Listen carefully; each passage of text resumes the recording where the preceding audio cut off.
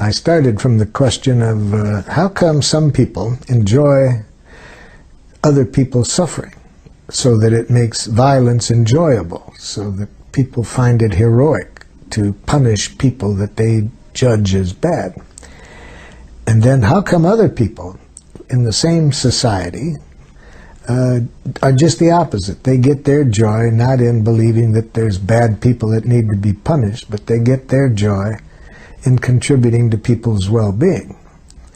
So I then saw that there was quite a different language and quite a different consciousness on the part of people who behaved in the violent way as opposed to the compassionate way.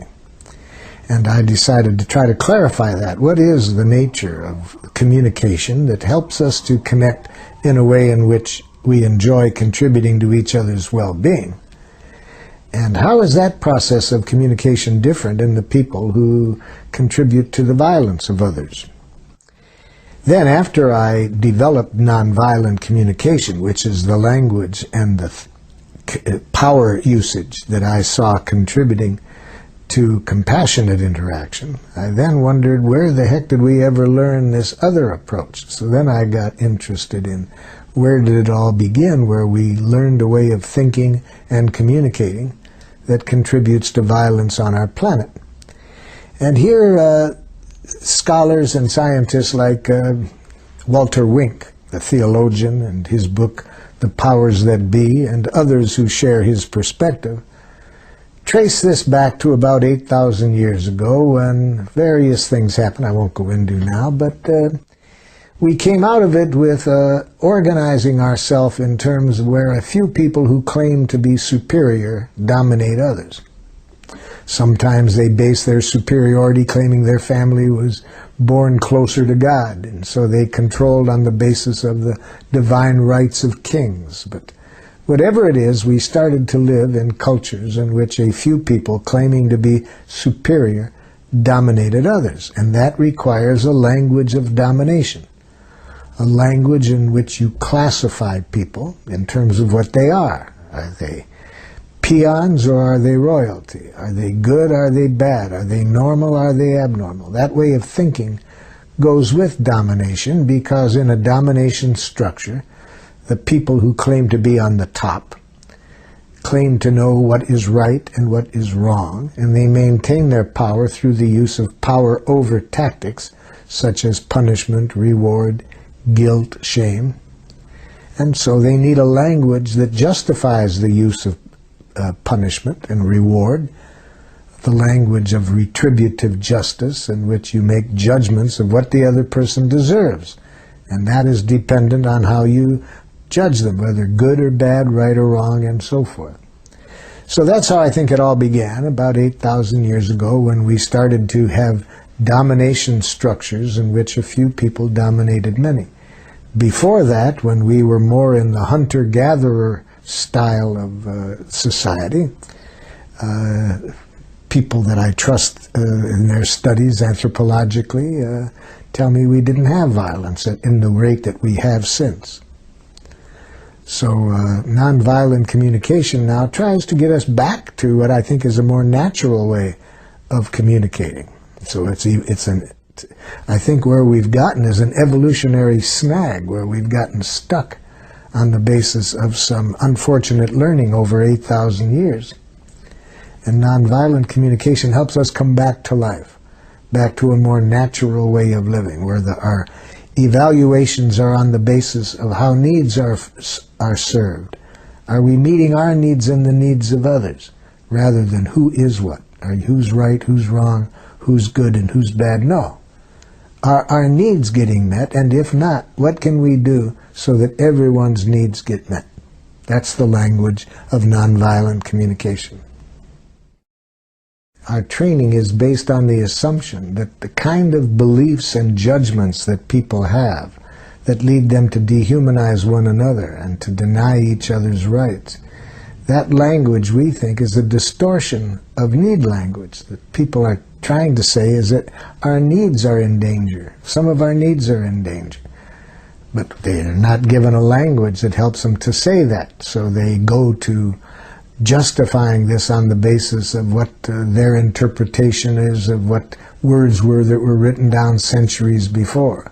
The Bible says, or the Quran says, and they then tried to use these documents as justifying that they are right and the other side is wrong. So when I'm mediating between two groups that are thinking that way, who are at war with each other, each time they use that kind of thinking, I translate it into an unmet need.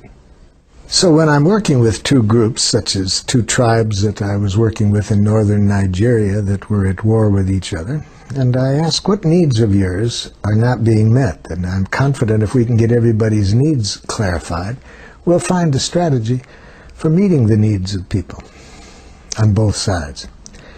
And a chief from the Christian tribe immediately screams across the table, "These people are murderers." The other people scream back, "These people have been dominating us for 80 years. See, I asked for needs, and they both gave me an analysis of the other side's pathology. Sometimes the analysis takes the form of, well, our Constitution says, and the other side says, no, it doesn't say that, it says, or the Bible says, no, but the Quran says. So when I ask for needs, and they immediately go into these intellectual judgments that justifies their position, I translate that into what needs I hear being expressed through that. So when the chief screamed, "You people are murderers," I said, "Chief, are you saying that your need for safety isn't being met?" You see, so I hear the need behind his analysis. And if I guess wrong, he can help me, but I'm looking for needs. But I happen to guess right. That's not too hard to guess what the need might be. He said, "That's exactly what I'm saying." Okay. Then I try to get the other side to hear the need. So I said, "Would a chief on this side please tell me what you heard this chief said his needs were?" A chief on the other side of the table screamed across the table, "Then why did you kill my son?" You see, I had been told ahead of time that 3 people in the room knew that somebody who had killed a member of their family was in the group. So it's not easy, even when you get people to express the needs, it's not easy to see that in the other person when you have these enemy images. So I had to work hard to get the chief from the second side to just hear that. Just tell me, Chief, what do you hear him saying? He's saying he has a need for safety. Okay, just even that makes a big difference, you see. We're out of this intellectual analysis justifying position, and we're connecting at the level of human needs. Then I helped the other side get clear what their needs were, and heard by the first side. At that point, one of the chiefs that hadn't said anything jumped up and said, "If we know how to speak this way, we don't have to kill each other." You see, it didn't take long, even in this culture, for them, this one chief at least, to see that if you can just talk about your needs and not into this analysis of who's right, who's wrong, we can solve anything. So we not only have to get one side to say clearly what's alive in them, what needs of yours are not getting met, then I have to get the other side to connect with that. And that's not easy, even if it's a simple message, because if the other side's brain has been programmed to be diagnosing the pathology in this person, even if I've said, this person says he has a need for safety, I had to ask that person at least 3 or 4 times to repeat it back after I repeated it, because his first reaction is, "Then why did you kill my son?" And then the next one was, "You can't trust these people. They'll say anything." And then it took a while before I could give him the understanding he needed to be able to just hear the simple phrase, "A man said he has a need for safety that isn't being met by the way some of the conflicts are being dealt with." Whew, that took a lot of work just to get that far, but once I got there. So the empathy is the second party seeing this other person's humanness. And the way we see the humanness is by seeing the needs without these enemy images clouding that. It's not easy to do that. It requires full presence to what is alive in this other person.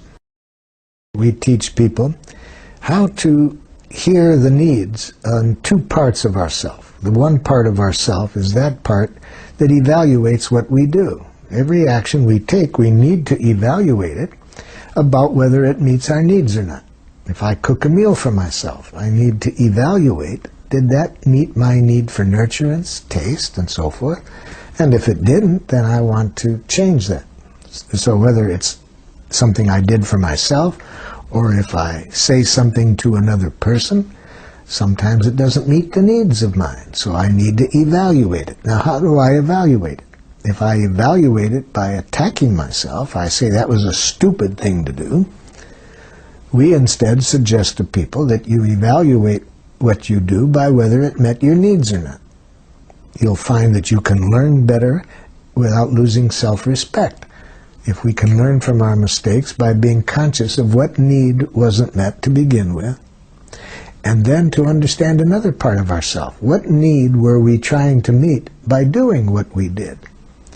So that's the same process I was saying using between two groups, but I'm using it within myself between two different functions within myself. The function that evaluates what I do, the function that chooses to do what I do.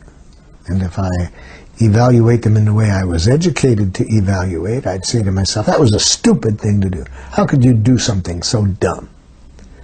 And then if I look at the other side of myself about why I do it, well, I had to do it. I had no choice. It denies responsibility. And I can have that going on within myself forever. And if I do, I'll have a lot of depression, guilt, and shame, and it will be very hard to learn from my human limitations. But if I can see the truth is I didn't meet this need of mine by what I did. What need was I trying to meet? Oh yeah, I was trying to meet this need.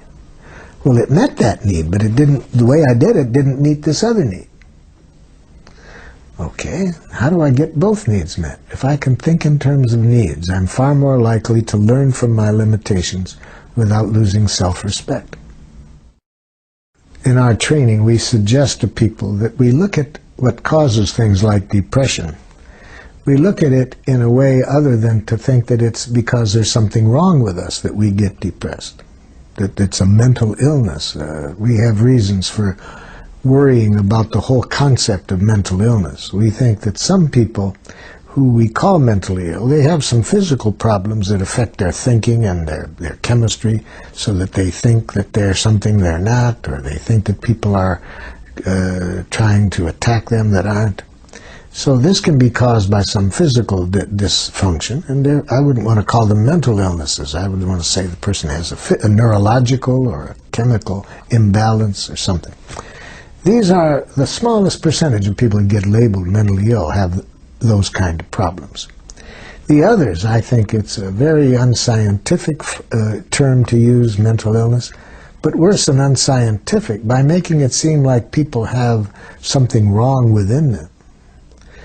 We don't look at what really contributes to things like depression and to the kind of violence we have on the planet.